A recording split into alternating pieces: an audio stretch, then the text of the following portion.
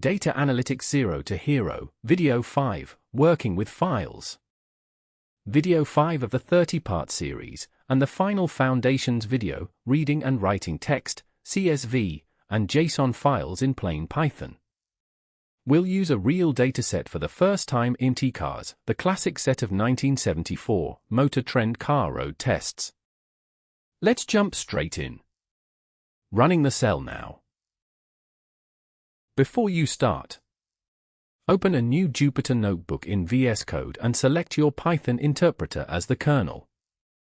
Place TCARs.csv in the same folder as this notebook. Running the cell now. Once your kernel is selected, you're ready to go. This wraps up the Foundations block. Subscribe so video 6, our first with NumPy, lands automatically. Let's dive in. Open is the built-in function for working with any file used inside a with block. It closes the file automatically when you're done, even if something goes wrong. Part 1, Writing and Reading Text Files. Running the cell now. With open, a file name, and the WR for write mode gives us a file object named F. The file closes automatically once this block ends. Write adds text to the file. \n is a new line character, moving to the next line. A second write call appends another line. We confirm the write finished. Running the cell now. This output confirms that the program successfully created and wrote text into the file notes.txt. In this lesson on writing and reading text files, noticing this message helps you verify that your data was saved correctly before moving on to reading or processing the file contents. It's a simple but important step to ensure file operations are working as intended. ARD for read mode opens the same file to get its contents back out. Read pulls in the entire file as one single string. We print it, seeing both lines we wrote. Running the cell now. This output shows the exact contents of the notes.txt file being read and printed. Notice how the code uses open in read mode and read to retrieve the full text, demonstrating how to access and display data stored in a text file. This confirms the file handling process is working as intended in part 1 of the lesson. Opening the file again. A file object is itself iterable, line by line, which is far more memory efficient than read on a huge file. Strip removes the trailing new line character from each line before printing. Running the cell now. This output shows the exact contents of the file for notes.txt are being read line by line and printed without extra spaces. Notice how the code uses a loop to access each line, demonstrating the core concept of reading text files sequentially. This reinforces understanding of file handling by showing how to retrieve and display stored data in its original form. For append mode adds new content onto the end of an existing file without erasing what's already there. We add one more line. Reopening in read mode. Confirms all 3 lines are now present. Running the cell now. Here, the code appends a new line, appended line, to the existing text file and then reads the entire file to display its contents. Notice how the original lines remain unchanged, and the new line appears at the end, demonstrating how the append mode adds data without overwriting. This illustrates the key difference between writing and appending when working with text files. Python's built-in CSV module parses comma-separated files properly, handling edge cases like commas inside quoted fields that plain string splitting gets wrong. Part 2, Reading a real CSV file. Running the cell now. The built-in CSV module. Opening the real TCARs.csv file. CSV.reader wraps the file object, understanding CSV structure properly. Next pulls just the first row, the header, off the reader. We print the column names, model, miles per gallon, CYL, and so on. Running the cell now. Here we see the header row of the TCARs.csv file, which lists the column names such as a model, miles per gallon, and HP.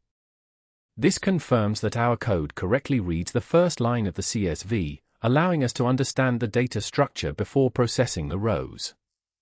This step is essential for working with real CSV files, as it helps us identify and access the key columns we want to analyze. Opening the file again. The reader. Skipping the header row. List collects every remaining row into a plain list of lists. We print how many cars are in this real dataset, 32. We print the first row, a real Mazda RX-4, with its actual specs. Running the cell now. Here, the code reads the tcars.csv file and shows that it contains 32 data rows, indicating the dataset size. The first row printed is a list of string values representing one car's attributes, demonstrating how CSV data is read as raw text before any transformation. This step is crucial for understanding the basic structure and contents when loading real CSV files. CSV.dictReader automatically uses the header row as keys, giving you a dictionary per row instead of a plain list, which is far more readable.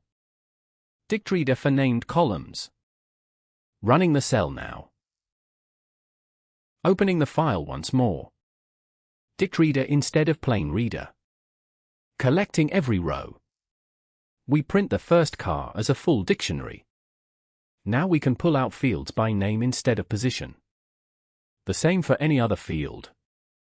Running the cell now. This output shows the first row of the CSV file as a dictionary, where each column name is a key, and the corresponding cell value is the value. Notice how accessing cars 0 gives the full record, while cars 0 model and cars 0 miles per gallon extract specific data points by their column names. This demonstrates how DictReader lets us work with CSV data more intuitively by referencing named columns directly. Every value from DictReader comes back as text, even miles per gallon. Converting it with float is your job whenever you need to do real math, which is exactly the kind of thing Pandas will handle for us automatically starting next video. A running total, starting at 0. Looping over every real car record. Converting its miles per gallon field to a float before adding it in, since DictReader gives us text. Dividing by the count gives the average. We print the real average fuel efficiency across this classic 1974 dataset. Running the cell now. This output shows the average miles per gallon, calculated from a list of car data accessed using DictReader. By referencing the miles per gallon column by name, the code neatly sums all miles per gallon values and divides by the total number of cars, 32, demonstrating how using named columns makes data processing clearer and less error-prone. Notice how the final average value, 20.09 miles per gallon, succinctly summarizes the entire dataset with just a few lines of code. CSV.dictWriter mirrors DictReader, writing a list of dictionaries back out to a proper CSV file. Part 3, writing a CSV file. Running the cell now. A list comprehension filters down to real cars getting better than 25 miles per gallon. We print how many of the 32 qualify. Opening a new file in write mode, new line equals avoids extra blank lines on Windows, a common CSV gotcha. DictWriter needs to know the column names up front, via field names. Write header writes that header row first. Looping over just the efficient cars. Write row writes one row per dictionary, picking out just the 3 fields we want. We confirm the file was saved. Running the cell now. Here, the code filters the original car list to keep only those with an miles per gallon over 25, resulting in 6 efficient cars. It then writes these filtered entries to a new CSV file with just the key columns a model, miles per gallon, and CYL, illustrating how to save selected data to a CSV. Notice how the count confirms the filtering step before confirming the file save.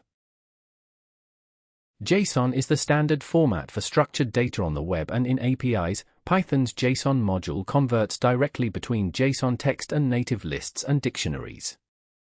Part 4, working with JSON. Running the cell now. The built-in JSON module. Sorted with a key function, a small lambda pulling out each car's miles per gallon as a real number, ranks the efficient cars from best to worst, slicing with 3, keeps just the top 3. Opening a new file in write mode. JSON.dump writes a Python list of dictionaries straight to a JSON file, indent equals 2 makes the output human readable instead of one long line. We confirm the save. Running the cell now. This output confirms that the top 3 most fuel-efficient cars have been successfully saved to a JSON file, as intended in this lesson on working with JSON. Notice how the code sorts the list by a miles per gallon and writes the selected data to top_cars.json with readable formatting, demonstrating how to export Python data structures for easy sharing or future use. Reading the same file back in. JSON.load parses the JSON text straight back into native Python lists and dictionaries. We print the loaded data. Confirming its type, a plain Python list, exactly what we saved. Running the cell now. This output shows that the JSON file was successfully loaded into a Python list of dictionaries, where each dictionary represents a car and its attributes like model, miles per gallon, and horsepower. Notice the structure aligns with JSON objects, which makes it easy to work with nested data in Python. This confirms the intent of the code, to read JSON data and convert it into a native Python data structure for further manipulation. Dumps, with an S, converts a Python object into a JSON formatted string in memory, without writing to a file, useful whenever you need JSON text directly, for example to send in a web request. Running the cell now. Here, the code converts a Python dictionary into a JSON formatted string using JSON.dumps. Notice how the output retains the key value pairs with proper JSON syntax, keys in double quotes and values correctly formatted, illustrating how to prepare Python data for JSON communication or storage. This step is essential for working with JSON in real-world applications like APIs or data interchange. We covered a lot, so let's recap. Wrap up what you learned. Reading and writing plain text files with open, in read, write, and append modes.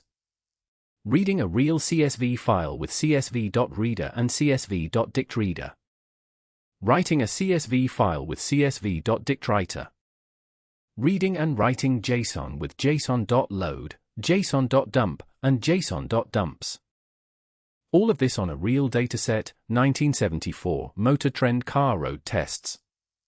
That's the full foundations block done, variables through file handling. Video 6 starts the next block with NumPy, working with real numeric data at scale.